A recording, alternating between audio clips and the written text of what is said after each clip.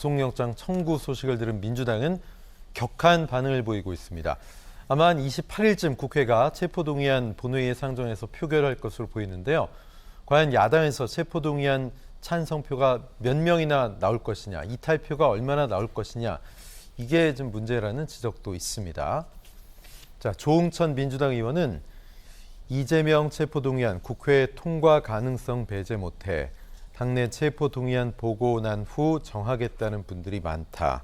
자, 이렇게 얘기를 하고 있습니다. 조응천 의원의 말처럼 마음을 놓고 있을 수가 없어서 과연 이 대표가 비명계 의원들과 또 1대1 회동도 진행을 하고 있고 뭐 민주당이 부결의 당론도 검토하고 있다. 뭐 이런 얘기도 있는데 박 교수님 어떻게 보십니까? 제가 당론으로 그 체포동의안 부결시키기는 좀 부담스러울 거예요. 그동안에 여당 측에서 방탄국회다라고 하는 얘기를 워낙 많이 해놨기 때문에 당론으로 부결시킨다 그러면 아, 이재명 대표가 그래서 당대표에 나갔구나 이런 걸 입증시켜주는 거거든요. 지금 당 내의 분위기가 그렇게 나쁘지도 않습니다. 아까 이제 구속영장의 내용도 잠깐 살폈지만 검찰의 자진 출두를 3번이나 했고 그리고 그 과정에서 배임이나 뇌물에 대한 어떤 직접적인 물적 증거가 굉장히 빈약하다라고 하는 게 드러나고 있는 상황이기 때문에 부결을 자신하고 있는 거거든요. 그럼에도 불구하고 지금 비명계라든지 주요 인사들을 이재명 대표가 만나는 것은 이게 이제 큰 표 차이가 없이 부결되면 즉 소위 이탈표가 많을 경우에 정치적 타격이 굉장히 크다는 겁니다. 그래서 이탈표를 최소화하고 자신의 리더십을 굳건하게 드러내야지 되는 상황이기 때문에 뭐 지금 이렇게 소위 당원 단도리를 지금 하고 있는 거 아니냐 이렇게 봐야 되겠죠. 네, 몇 표로 통과가 안 되느냐 그것도 이재명 대표 입장에서는 상당히 좀 중요한 포인트라 이 말씀이죠. 네, 알겠습니다. 자, 체포동의안 표결까지 가지 말아야 한다는 그런 의견도 나와서 주목이 되고 있는데요.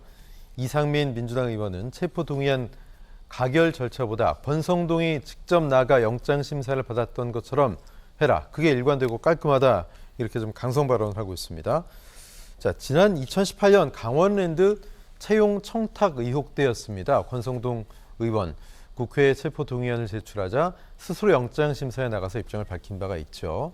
자, 이상민 의원의 주장. 물론 뭐 이재명 대표는 그렇게 할 리가 없어 보이는데 김대현 평론가님 어떻게 보십니까? 글쎄 뭐 이상민 의원이 뭐 기계적 중립 성향의 발언을 계속 해왔죠. 그래서 일부에서는 박수를 받기도 하고 당내에서는 뭐 비난을 받기도 했는데 저는 뭐 지금 이 발언 좀 한가한 소리 한다 이런 비판을 면키는 좀 어려워 보입니다. 왜냐하면 지금 민주당과 검찰, 민주당과 정권은 지금 어떻습니까? 네. 불신이 워낙 크고 대립이 지금 격화되어 있는 상황입니다. 그러니까 여기에서 어떤 양자가 능동적인 협조를 한다는 것은 오히려 내가 그것이 상대에게 나의 약점이나 빌미를 제공할 수 있다라고는 강한 불신이 깔려 있는 상황인데 이것을 딱 거두절미하고 먼저 나가서 좀 능동적으로 당신이 거기에 협조해 하시오, 뭐 임하시오 이렇게 얘기하는 것은 제가 볼 땐 민주당 주류나 이재명 당대표 입장에서 본다 그러면 진짜 한가한 소리 한다 이런 느낌을 받지 않을 수가 없을 것 같다는 생각이 듭니다. 자, 그런데 이상민 의원의 주장은 사실은 합리적이긴 하죠.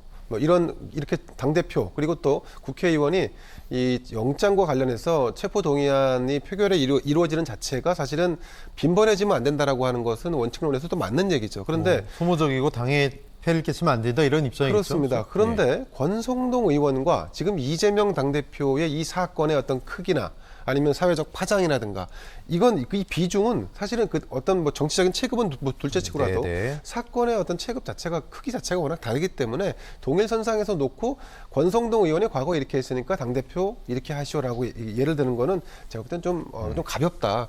결국은 재판에서 진실을 가려야 되는데 제가 좀 우려하는 것은 지금 이처럼 불신과 대립이 격화되어 있는 상태라면 재판부의 결정이 가부가 어떻게 나더라도 그 결정을 과연 수용할까?